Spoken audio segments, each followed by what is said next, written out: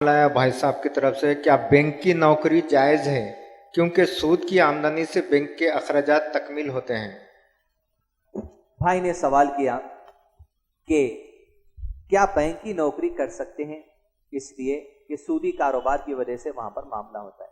उलमा इकराम ने वाज़े तौर पर इस मसले में फतवा जारी कर दिया है। क्या है कि किसी भी मुसलमान के लिए बात जायज नहीं कि बैंक के अंदर नौकरी करे। मसलन बैंक की जो इनकम है, बैंक की पूरी इनकम 100% सिर्फ और सिर्फ इंटरेस्ट बेस है।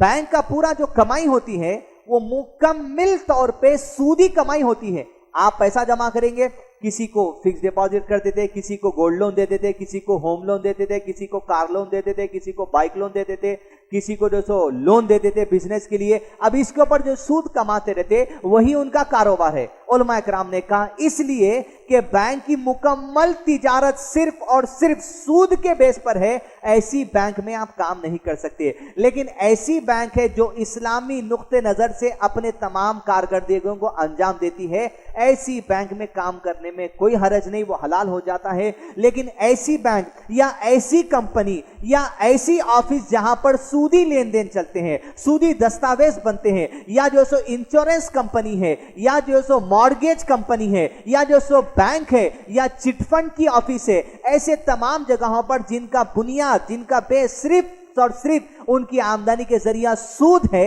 ऐसे जगहों पे काम करना हराम है। इसलिए कि उनकी कमाई में आप हिस्सेदार बन रहे हैं। पहली चीज, वो सूद की कमाई से आपको तनख्वाह दे रहे हैं, वो बात की बात है। लेकिन आप, पहला मसला ये है, उनकी सूदी कमाई में आप उनका साथ दे रहे हैं, उनकी मदद कर रहे हैं। तुम करते जाओ सूदी कारोबार, हम तुम्हारे रजिस्टर मेंटेन करेंगे, हम तुम्हारा कंप्यूटर मेंटेन करेंगे, हम तुम्हारे कस्टमर्स लेकर आएंगे। ये उनकी साझेदारी देना गुनाह में बराबर है। इसलिए कि रसूल में फरमा, सूद लेने वाला, सूद देने वाला, दस्तावेज लिखने वाला, गवाह बनने वाला, तमाम के तमाम गुनाह में बराबर हैं। लिहाजा ऐसी जगह पर काम नहीं करना चाहिए।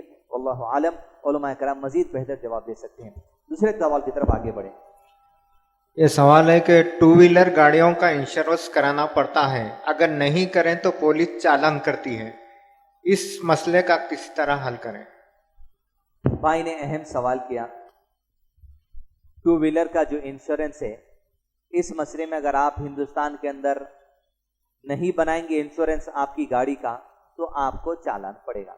सबसे पहली बात जान लीजिए कि इंश्योरेंस के मामले में यह है, इंश्योर, अपने आप को इंश्योर्ड कर देना, यानी प्रोटेक्शन में डाल देना, हिफाजत में डाल देना। बाइक इंश्योरेंस मतलब यह है, आपकी बाइक को आप प्रोटेक्शन में डाल दे रहे हैं, हिफाजत में डाल दे रहे हैं। किसके साथ? इंश्योरेंस कंपनी के साथ। इंश्योरेंस का मामला यह है कि अगर आप किसी इंश्योरेंस कंपनी में पैसा देते हैं, मसलन कि भाई बाइक का इंश्योरेंस है, जवाब इसके लिए हलाल जरिए भी हमारे लिए है। बाइक का अगर आप इंश्योरेंस करते हैं, बाइक का इंश्योरेंस करने के मौके पे होता कि आपको हर साल 1000 या 1200 रुपए इंश्योरेंस कंपनी को देना पड़ता।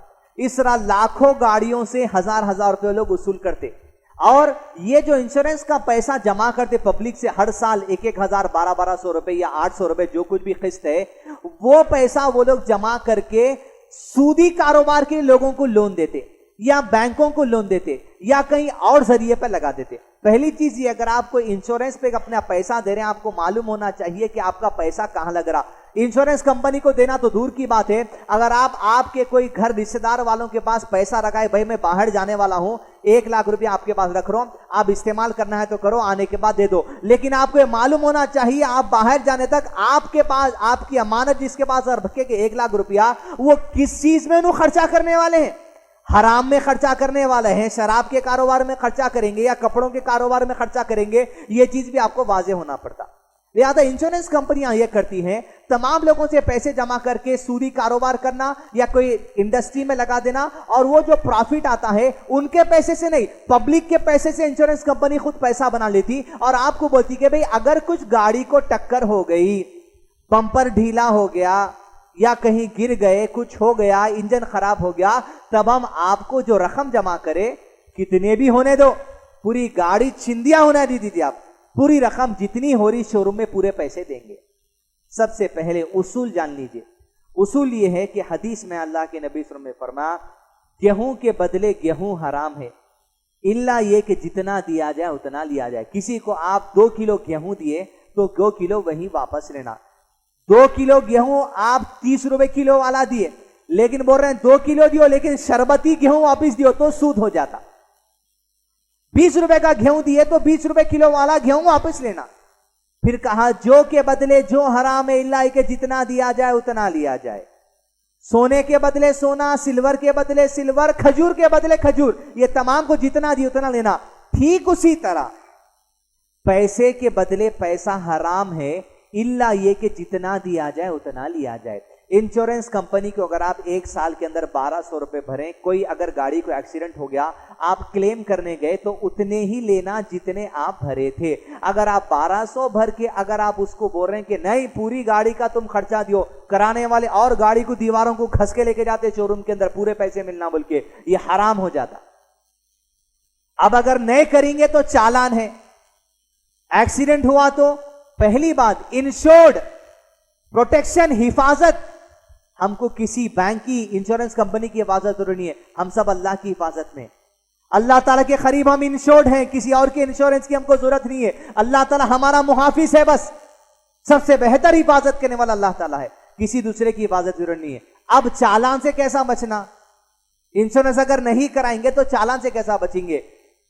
जितने इंश्योरेंस कंपनियां आती है उसमें एक इंश्योरेंस होता, उसको थर्ड पार्टी इंश्योरेंस बोलते। क्या बोलते? Third party insurance. Third party insurance का मामला यह, मिसाल के तौर पर अगर कोई कार का इंश्योरेंस साल के अंदर 5000 रुपए आपको भरना है हर साल में, तो थर्ड पार्टी इंश्योरेंस में एक तो आपको जो अमाउंट है वो एकदम कम रहता, दूसरी इंश्योरेंस में अगर 5000 है, थर्ड पार्टी इंश्योरेंस में आपको 1200 में काम निकल जाता। लेकिन इसका मामला यह है, थर्ड पार्टी इंश्योरेंस के अंदर आप कुछ क्लेम नहीं कर सकते। गाड़ी को एक्सीडेंट होने दो, कुछ भी होने दो, आप इंश्योरेंस कंपनी आपको बोलती है हम सिर्फ आपको सर्टिफिकेट के लिए दिए थे, कुछ एक्सीडेंट हो गया वो आपकी मरम्मत आप करा देना गाड़ी की।